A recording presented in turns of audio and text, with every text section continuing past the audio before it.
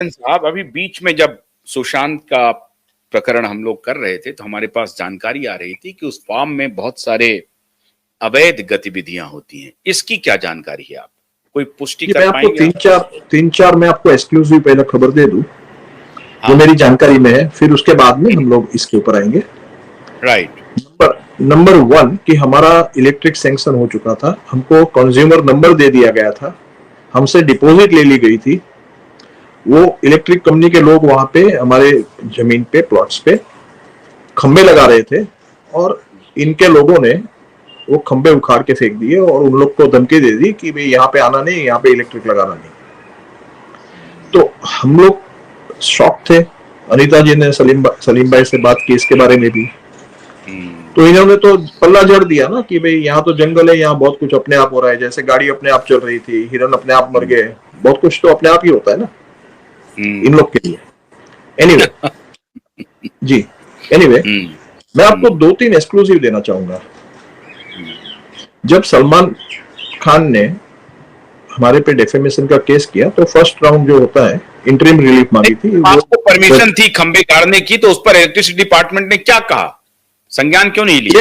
Electric department डरा हुआ है जी, सब लोग डरे हुए हैं। उन्होंने हमको गोल गोल घुमाया, कभी ये बावनकुले के पास जाइए, कभी इसके पास जाइए, कभी उसके पास जाइए, हम लोग गोल गोल घूमते ही रहे सारे मिनिस्टर्स के पास ही। हम बावनकुले के पास 4 बार मिले उसको। बावनकुले उस वक्त एनर्जी मिनिस्टर था, तो हमारे मुंह पे तो उन्होंने अच्छी अच्छी मीठी मीठी बातें की। अरे ऐसे कैसे, उसके पास ऐसी इलेक्ट्रिक लाइट से नीचे फॉरेस्ट, उसका भी तो फॉरेस्ट ही है पूरा, तो आपको कैसे मना कर सकते हैं? महाराष्ट्र स्टेट की पॉलिसी है कि हर लास्ट बंदे को लाइट मिलनी चाहिए।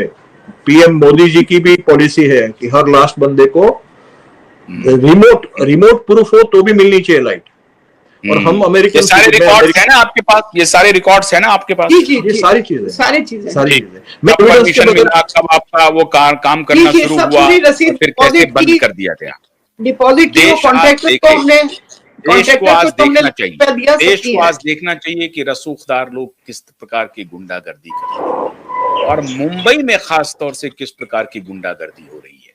आज देश को पूरी तन्मयता से, ध्यान से हमारे इस कार्यक्रम को देखना चाहिए। और मैं आप सबसे आग्रह करूंगा कि जो कोई भी ये कार्यक्रम देख रहे हैं हमारे दर्शक, मैं उनसे और खास तौर से एसएसआर वॉरियर, हमारे जो दिशा के लिए लड़ाई लड़ रहे हैं, और सारे दर्शक इस वीडियो को शेयर कीजिए।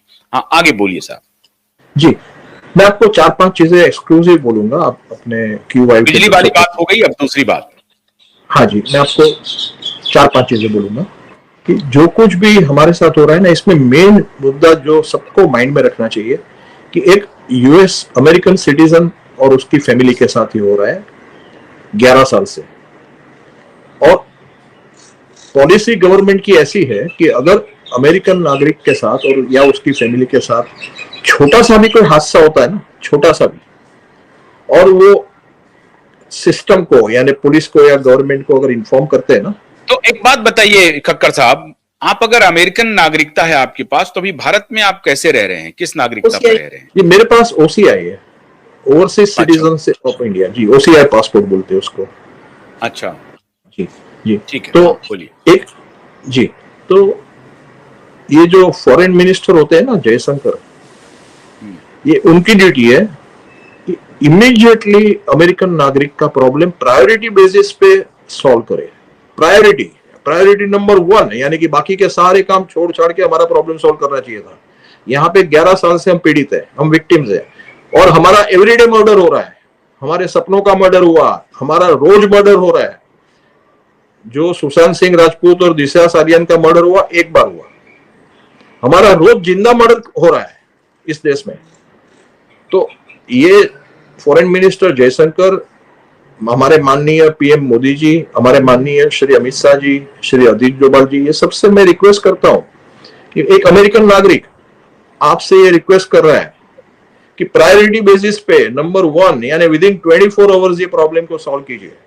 एनीवे, मैं आपको जो एक्सक्लूसिव देना चाहता हूं कि जो इलेक्ट्रिसिटी हमको एक बल्ब नहीं दे रहे हैं, जो हमारी फर्स्ट डिमांड है कि हमारे मंदिर को एक बल्ब दो, क्योंकि हमारे लिए धर्म से ऊपर कुछ नहीं। मैं समझ गया, हम आगे जी। तो नीचे इनके जो इलीगल कंस्ट्रक्शंस है उसमें जो इसकी 26 दिसंबर को if I am not wrong जो सलमान खान की बर्थडे पार्टीज होती है उसमें कसिनो टाइप की लाइटिंग्स होती है और 500 कार आती है। इतना इतना इतना इतना कुछ होता है इको सेंसिटिव जोन में। आप सोचिए कितना कचरा होता होगा, कितना कुछ वहां पे मतलब सोच के बाहर है कि एक गणपति दादा का इको फ्रेंडली मंदिर एक तरफ, एक इको फ्रेंडली होम दूसरी तरफ, और तीसरी तरफ ये लोग, ये एक्सक्लूसिव है। एक इस इश्यू पे एक चीज और बताऊंगी भाई साहब, कोई 5-6 साल पहले सारे गांव वालों ने हमसे बहुत रिक्वेस्ट किया कि हमको ऊपर गणपति बिठाने हैं गणपति पे। तो हमने बोला कि ठीक है हम 3 दिन के बिठाते हैं और हम पूरे गांव को 3 दिन खाना खिलाएंगे। तो हमने वहां पर तैयारी कर दी। हमने वो गांव वाला जो अरेंज कर रहे थे उसको कुछ 1.5 लाख रुपया दिया कि आप सब मूर्ति और ऊपर जो क्लीन करना है वो जगह जहाँ पे सब लोग बैठेंगे वो कर दीजिए।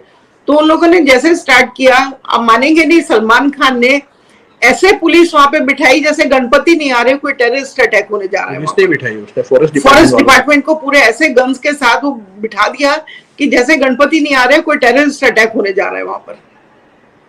मतलब ये देखिए कि गणपति नहीं बिठाने दिए और ये सारी चीजें वहां पे होती है, हमको वो नहीं करने दिया, नहीं जाने दिया ऊपर किसी को। तो अभी मैं एक्सक्लूसिव पे आता हूँ।